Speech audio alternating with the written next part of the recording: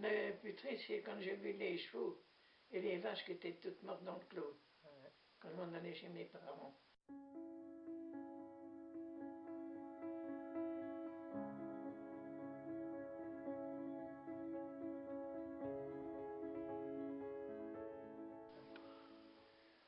Mais c'est quand les bombes tombaient.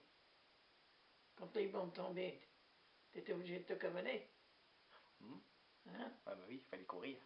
Il fallait courir et puis, quand tu voyais les avions arriver sur toi, il n'y avait pas de danger. Parce que quand les avions avançaient, qui lançaient les bombes, ils suivaient l'avion un petit peu et ils tombaient un petit peu plus loin. Un peu plus loin. Oui. Ah ouais, d'accord.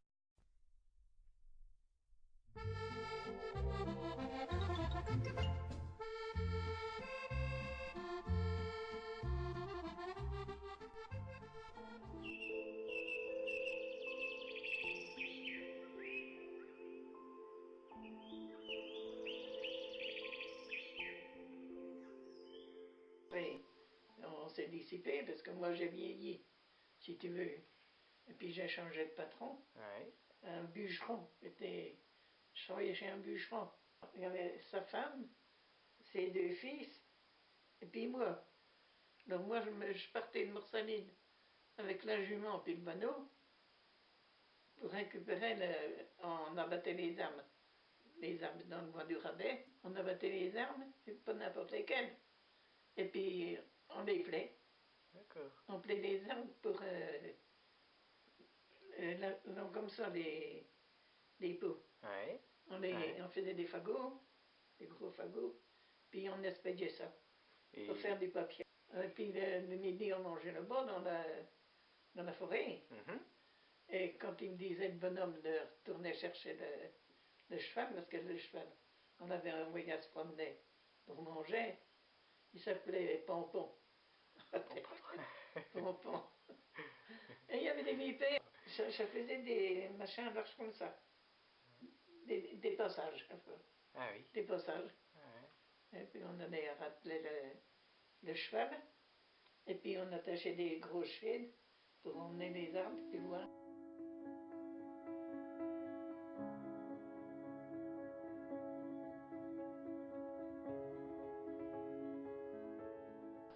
Oui, oui, c'est une fois que je suis partie dans les bois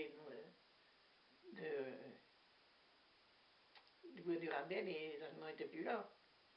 T'es reparti. T'es reparti, t'es tous oui. reparti.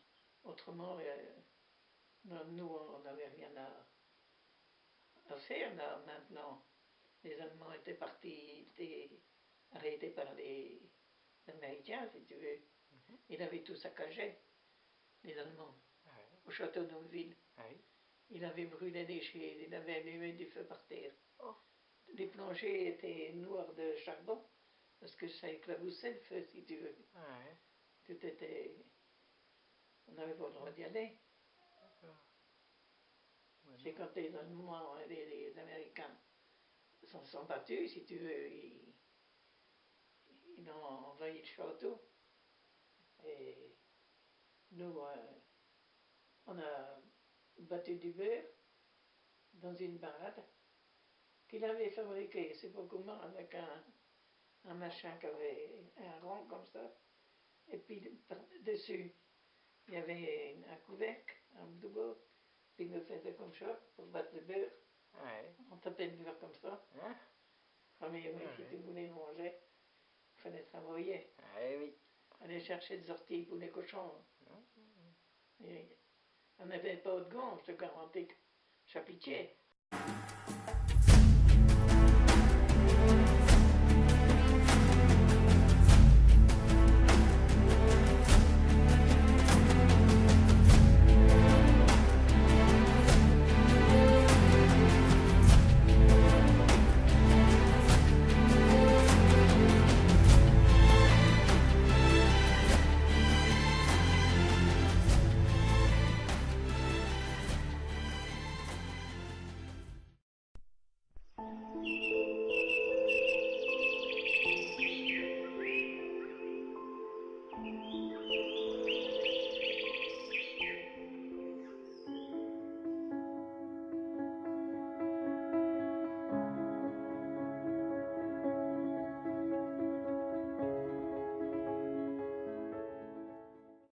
l'école communale, là, de Balagne, voilà, dans la rue de Poterie.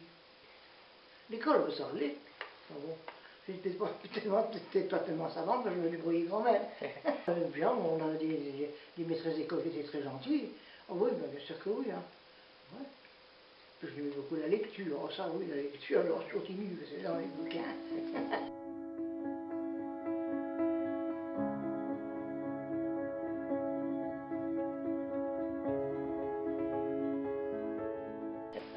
Ah ben là, quand je sortais, j'allais au ballon, hein. J'allais à Kinéville, mais je suis parti de bonne heure. Ma mère me disait, je disais, Madeleine, à 7 heures, il faut que tu sois rentrée. Voilà. C'était comme ça dans le temps. Ouais. Maintenant, les jeunes, ils sont en haut, ils rentrent à 4 heures du matin. Mais moi, là, c'était l'heure. Alors, surtout en vélo, hein, ça faisait un petit bout. Ouais. Hein, pour aller danser. Le bal, je dormais là. Ah, le bal, c'était mon dada, là, oui.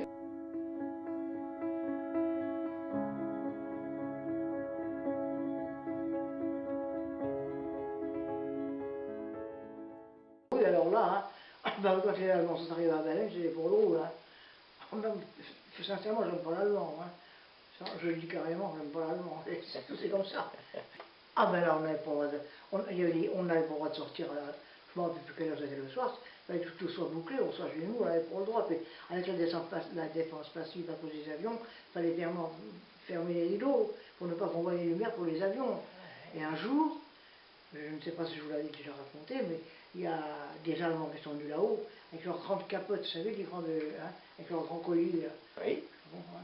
Ils sont arrivés à la maison parce qu'on voyait la lumière. Alors ils ont demandé à ma mère, c'est vrai, ils n'étaient pas contents. Madame Procé, on voit la lumière de chez vous, à cause des avions. Bon, ben, madame lui dit, ben, écoutez, je vais le faire, donnez-moi le temps. Alors elle monte sur un tabouret, ferme le rideau pour ne pas qu'on voit. Alors, il y avait tous les gamins du quartier qui venaient à la maison jouer avec nous. Alors, ma cousine, tout ça, voilà, ça me faisait bien. Alors, les Allemands, ils ont dit à ma mère, Procé, madame. Ben, elle lui a dit, mais, un des Allemands a dit, mais madame, c'est tous vos enfants, c'était les clés du quartier. Ah oui, oui, oui. Ah bon, et votre mari, madame? Ah ben il est mort à la guerre. Oh, madame, malheur, pas de procès. Alors on n'a pas eu de procès parce qu'on a raconté que les enfants c'était les nôtres. En fin de compte, c'était assez peu chaud, alors que c'était les clés du quartier.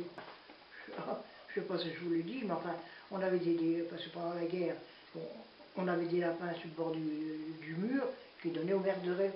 Alors il y avait un café à côté, mais au lieu de partir pour aller ouater les Allemands, ils passaient par le couloir, puis je chipais les lapins. Alors un jour, ma mère m'a dit, je ne comprends pas, Madeleine, mes lapins, ils crèvent, pourtant je les nourris bien. Alors je descends les escaliers, puis je vois un Allemand qui avait un lapin dans les bras, et je lui demande, mais qu'est-ce qu'il fait que le lapin? Oui, il m'a dit, mademoiselle, nous pas faire de mal, donne l'apéritif à boire, à vos lapins. Alors ma mère, tes lapins, ils crèvent, ils boivent de l'apéritif. On est con. On va perdre tous les lapins comme ça. Ah, ouais. Ah oui. Ils se saoulaient et tout ça, ben voilà, ils faisaient des bêtises, quoi. Ah ouais. Ah ouais. Mais ça, c'est la vérité. Il y en a un jour, il tenait un pistolet sous la gorge de ma mère, c'est moi qui ai appelé Pépin, qui faisait partie du conseil municipal pas loin, qui est venu nous délivrer.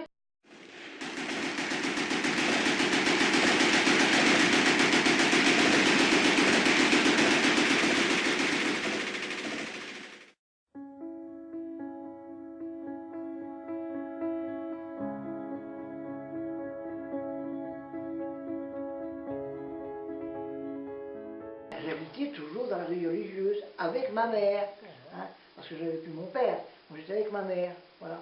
Et là, on a eu des devoirs, parce que, il faut que je vous raconte par le début, hein, parce que moi, quand je suis née, bon, en 25, ma mère, elle a voulu refaire sa vie, hein, et le monsieur, je ne l'ai pas connu, mais enfin, je suis son nom, c'était un lemoine, je peux le dire. Et alors ce monsieur-là, il voulait bien épouser ma mère, à une condition que moi, j'allais en pension. Alors ma mère, elle a dit, ouais, non, elle dit, je ne mettrai pas ma fille en pension pour me marier, je préfère élever mes deux enfants seule, et pas me marier, c'est ce qu'elle a fait. Donc par la suite, bon, ben, pour moi, ça n'a pas été drôle, parce que mon frère est mort au bombardement de Balogne, hein, il est mort dans les bras de ma mère. Et dans la chasse où on était, ça va au terme des ruines romaines. Il y a eu 40 tués dans cette chasse-là. Et je vous assure que c'est la vérité, et je cherchais ma mère partout, avec une de mes cousines qui était gravement blessée. Là, on l'a mise à l'hôpital de Baleine parce qu'elle ne pouvait plus. Hein. Alors donc, moi, j'ai continué avec quelqu'un que je fréquentais à ce moment-là, et qui m'a sauvé la vie, parce qu'il m'a allongé, vous savez, tout au long par terre, parce On a eu 3 chapelets de bombes qui nous sont arrivés sur le nez, 40 morts dans ce champ-là. Alors ma mère, c'est vrai, alors ma mère, elle m'a dit, alors quand j'ai cherché, moi je ne savais pas où elle était, il y avait des trous partout, les vêtements partout, ça volait partout, hein. La poussière. Quand j'ai cherché ma mère, alors je lui ai dit, mais je te trouve, elle m'a dit, oui, mais ton frère il est mort. Il était dans ses bras, alors, il avait des éclats partout, puis elle avait des éclats au bras. Bon, alors elle m'a dit, bon, je ne peux pas rester là, il faut que je me faire enlever mes éclats. Tu vas garder ton frère. Alors en face, il y a toujours 2 cailloux qui étaient tout le temps, j'avais un monsieur qui était assis sur son caillou, et c'était un monsieur Jean Serre, c'était un ancien bijoutier. Alors je lui ai dit, oui, on va venir vous chercher. Avec un brancard, on ne va pas vous laisser comme ça. Oui, il m'a dit, mademoiselle, c'est pas la peine, j'en ai encore 5 minutes pour ça, 5 minutes à vivre. La libération. Et il m'a dit, mon fils qui est avec vous, là en face, emmenez-le à l'hôpital, il avait le bras arraché. Vous voyez, on aurait été là sur alors ma mère l'a emmené pour lui couper son bras. Vous voyez? Ah ouais. Alors on est parti, donc il y a eu donc 40 tués dans la chasse. Hein, et puis après on est parti à la ferme, à l'abri, quoi, se mettre à l'abri. Hein, des gens étaient très gentils pour nous, qui nous ont bien accueillis. Hein. Voilà, la guerre, oui. Vous voyez tous ces morts et les blessés.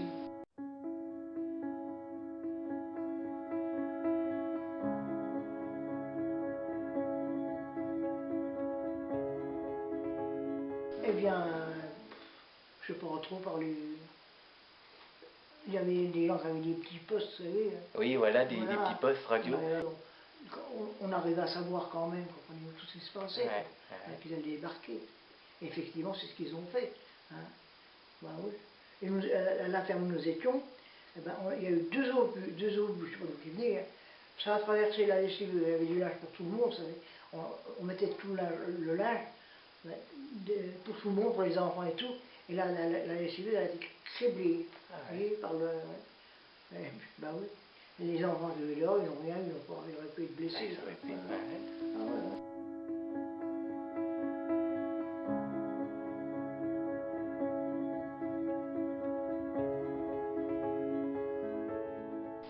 Le jour du débarquement, eh ben, j'étais à la ferme, là-bas au Cachelet, enfin ça me rappelle comment ça s'appelait. Oui. Je ne me rappelle plus le nom des bonnes gens. Oui. On était là-bas, au débarquement. Eh ben, rien, on attendait. Ben, on était là, ben oui, là, dans le foin. Encore, le jeune homme avec qui je devais me marier, qu'avec moi, dans l'appareil, et mon mari avec qui j'ai posé, ils se connaissaient, ils étaient dans la même porte, là. Mais bon, voilà, c'est comme ça. Pour ma mère, je suis restée, j'ai trouvé, elle m'a dit, tu ne vas pas t'en aller à Paris, tu ne vas pas me laisser. Alors, quand même, elle est bien élevée, qu'elle n'avait pas voulu me mettre en pension, ben moi je suis restée. J'ai bien traité parce que...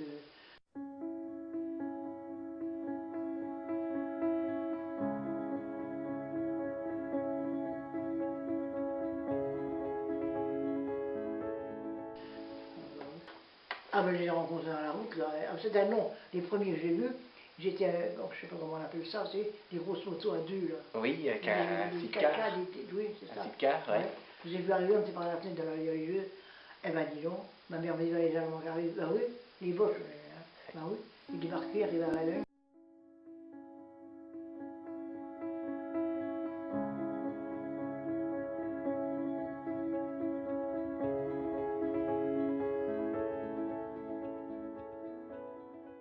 Tu ne fallait pas sortir le soir. Ouais. Ah là là, ben oui.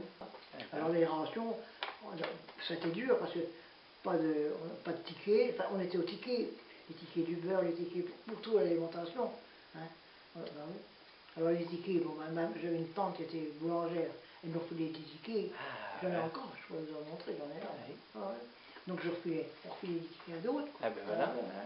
Pour qu'ils puissent manger aussi. Ma mère faisait du beurre dans une gamelle, on s'arrangeait, on faisait du café avec des feuvettes, avec du blé, avec rien.